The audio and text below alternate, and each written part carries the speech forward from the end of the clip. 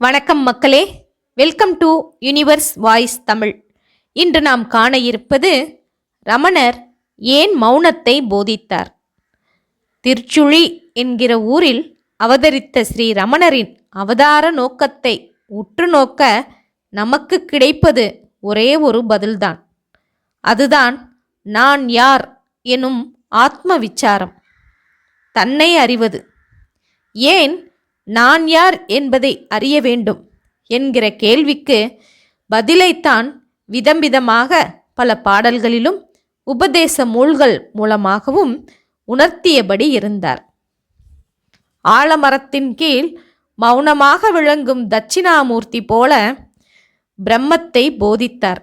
மௌனத்தினால்தான் பிரம்மம் பிரகடனம் செய்யப்படுகின்றது என்று உபனிஷதம் கூறியதையே அவர் நடத்தி காட்டினார் என்றே சொல்லலாம். மௌனமே, அதாவது தனக்குள் வரும் நான் யார் எனத் தொடங்கும் தேடலினால் உண்டாகும் மௌனமே ஆத்ம விசாரணையின் தொடக்கம். அதன் மூலமாகவே இறை ஞானத்தை நாம் உணர முடியும் என்பதே அவர் காட்டிய மார்க்கமாகும். பகவான் ஸ்ரீ ரமண மகரிஷி எல்லோருடைய பிரச்சனைகளையும் தீர்த்து வைத்தாரா? ஆம். பிரச்சனை என்று யார் சொல்வது என்று கேட்டார். நான் தான் சொல்கிறேன் என்று பதில் வந்தது. அந்த நான் யார் என்று பார் என்று திருப்பி கேட்டு மடக்கினார். ஒரு கணம் இந்த பதிலை கேட்டவர்கள் திகைத்தார்கள். என்ன இது? நான் யார் என்று எப்படி என்னையே கேட்டுக்கொள்வது என்று குழம்பினார்கள். மீண்டும் பகவானை பார்த்தார்கள். பகவானே, நான் யார் என்று எப்படி கேட்டுக்கொள்வது என்று புரியாது கேட்டபோது அழகாக பகவான் விளக்குகின்றார். எதற்கெடுத்தாலும் நான் நான் என்று சொல்கின்றாயல்லவா, அந்த நான் யார் என்று சற்று உள்ளேதான் திரும்பிப்பாரேன். இந்த நான் எனும் என்ன உற்பத்தி எங்கிருந்து வருகின்றது என்று கவனத்தை உள்முகமாக திருப்பிப்பார். இந்த உடலை நான் என்று சொன்னால் தூக்கத்தில் உடலை குறித்த நினைவு உனக்கு இல்லையே. ஆனால் சுகமாக தூங்கினேன் என்று மறுநாள் சொல்கின்றாய். அப்போது இந்த தூக்கத்தை யார் அனுபவித்தது? விழித்திருக்கும் போதும் இந்த நான் உள்ளது. உடலும் உலகமும் மறைந்த தூக்கத்திலும் இந்த நான் என்பது எங்கிருக்கின்றது? உனக்குள் தான் இருக்கின்றது. எனவே இந்த நான் எனும் உணர்வு எங்கு உற்பத்தியாகின்றது என்று தேடினால் மெல்ல இந்த நான் தன்னுடைய பிறப்பிடமான ஆத்மாவிற்குள் சென்று ஒடுங்கும் என்று விளக்கி கூறினார். பகவான் ஸ்ரீ ரமண மகரிஷியின் மார்க்கம் ராஜமார்க்கம். எங்கேயோ கடவுள் இருக்கின்றார். அவரை காண்பது மிகவும் கடினம். அது யாருக்கோ சிலருக்குத்தான் முடியும் போலும். வீட்டை துறக்க வேண்டும், குடும்பத்தை விட்டு ஓடிவிட வேண்டும் என்றெல்லாம் அவர் வற்புறுத்தவே இல்லை. பகவானே, கடவுளை அறிவது எப்படி?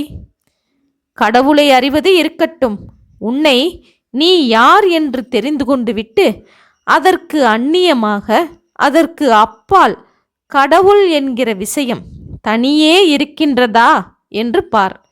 இந்த கேள்வியை கேட்பவன் யார் என்று தன்னையே ஏன் கேட்டுக்கொள்ளக்கூடாது என்று ஞான மார்க்கத்தை போதித்தார். மீண்டும் மீண்டும் பகவானிடம் நான் யார் என்கிற ஆத்ம விசாரணையை எப்படி செய்வது என்றே கேட்கப்பட்டது. மகரிஷிகளும், அப்பா, ஓர் இருட்டு அறையில் இருக்கிறாய். இருட்டில் எதுவுமே தெரியவில்லை. ஆனால் நான் இருக்கிறேனா என்று யாரிடமாவது கேட்பாயா? நான் எங்கே என்று இருட்டில் தேடுவாயா? கண்கள் இருட்டில் தவித்தாலும் நான் என்கிற உணர்வு, இருக்கிறேன் என்கிற நிச்சய உணர்வு, அதாவது உன்னுடைய இருப்பு உனக்கு தெள்ளத் தெளிவாக தெரிகின்றதல்லவா? நீ இருக்கின்றாய் என்பதை யாரேனும் சொல்ல வேண்டுமா என்ன? அந்த நான் இருக்கிறேன் என்கிற உணர்வின் மீது உன் கவனத்தை செலுத்து. அதனை வைத்துதான் மற்ற எண்ணங்கள் கூட்டமாக அமர்ந்துள்ளன. எனவே நான் இருக்கிறேன் என்னும் உணர்வின் மீது கவனத்தை திருப்புங்கள். ஸ்ரத்தையோடு திருப்ப வேண்டும். அந்த நான் என்கிற உணர்வு எங்கிருந்து உற்பத்தியாகின்றதோ அங்கேயே சென்று ஒடுங்கும். அந்த நான் எனும் எண்ண விருத்தி எப்படி உடல் முழுவதும் பரவியிருக்கின்றதோ, தன்னையே உடலாக நினைத்திருக்கின்றதோ, அப்படியே சிறிது சிறிதாக மெல்ல கூம்பி குறுகும். அப்படி அது சென்று ஒடுங்கும் இடம்தான் அருணாச்சலம். அதுவே ஆத்மஸ்தானம். அதுவே பேருணர்வு. வார்த்தைகளில் எளிதில் உரைக்க முடியாதது என்று மிக எளிமையான மார்க்கத்தை கூறுகின்றார். நான் எனும் எண்ணம் தோன்றிய பிறகுதான் மற்ற எல்லா எண்ணங்களும் தோன்றுகின்றன. எனவே இந்த மனதின் உற்பத்தி ஸ்தானத்திற்கு செல்லுங்கள். அப்போதுதான் நீங்கள் எங்கிருந்து வந்தீர்கள் என்பதை பார்ப்பீர்கள். இதைத்தான் உபதேச உந்தியார் எனும் நூலில் உதித்த இடத்தில் ஒடுங்கி இருத்தல் என்று அழகாக கூறுகின்றார். பகவானே, மூர்த்தி வழிபாடு, அதாவது திருவுருவ வழிபாடு, பூஜை, மந்திரங்கள் என்று எத்தனையோ இருக்கின்றதே, இது ஏன் செய்கிறார்கள் என்று கேட்கிறார்கள். அப்பொழுது பகவான் சொல்கின்றார், இவை எல்லாமுமே சித்த சுத்தி தரும். மனதில் ஏகாகிரகம் என்கிற மன ஒருமையை உண்டாக்கும். மன ஒருமையினால் ஆத்ம வித்தை எளிதாக சித்திக்கும். எப்படி வைத்து கொண்டாலும் மீண்டும் தன்னிடத்தேதான் வரவேண்டும் என்று பதில் சொன்னார். இதையே வேறு விதமாக சுங்கச்சாவடி தப்பாது என்று ஒரு பாடலில் கூறுவார். அதாவது இதற்கு எடுத்துக்காட்டாக ஒரு கதையை சொல்வார். சுங்கச்சாவடியில் வழக்கமாக ஒரு மாட்டு வண்டிக்காரன் சுங்கவரி செலுத்திவிட்டுத்தான் செல்வான்.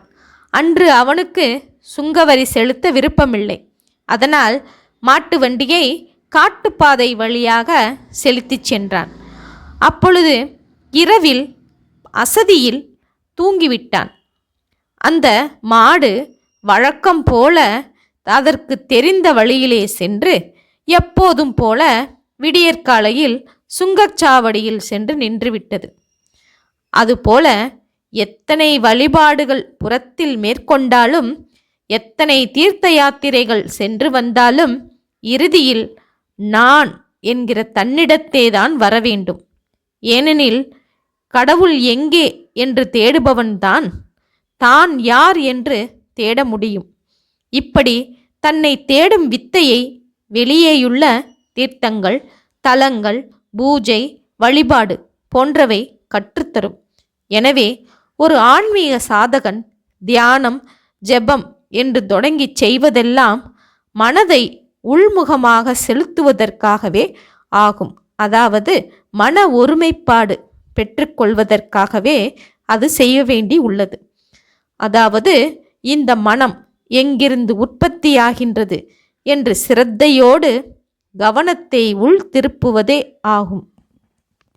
வெளியில் இருக்கும் குருவும் உள்ளே இருப்பதை பார்க்க சொல்லிக் கொடுக்கின்றார். அப்படி பார்த்த பிறகு அந்த குருவும் இல்லை, சீடனும் இல்லை. என்னால் நான் யார் எனும் விசாரணை செய்ய முடியவில்லை. என்ன செய்வது குருவே என்று கேட்டால், அதை ஈசனிடம் விற்றுவிடு, சரணாகதி செய்துவிடு. அப்படி செய்துவிட்டால் வைத்தியனிடம் ஒப்பு கொடுத்த பிறகு நாம் அமைதியாக இருக்க வேண்டும். அதற்கு பிறகு என்ன என்ன என்று கேள்வி கேட்டுக்கொண்டிருக்க கூடாது. அவ்வளவுதான். அந்த வைத்தியனைப் போல் அந்த ஈசனும் நம்மை பார்த்து கொள்வார் என்று உபதேசிக்கின்றார். ஆனால் பல நூற்றுக்கணக்கான கேள்விகளுக்கு அவருடைய மௌனம்தான் உபதேசமாக இருந்தது. இதயத்தோடு இதயம் பேசும் கால் சொற்கள் எதற்கு என்றும் பலமுறை அவர் கூறியுள்ளார்.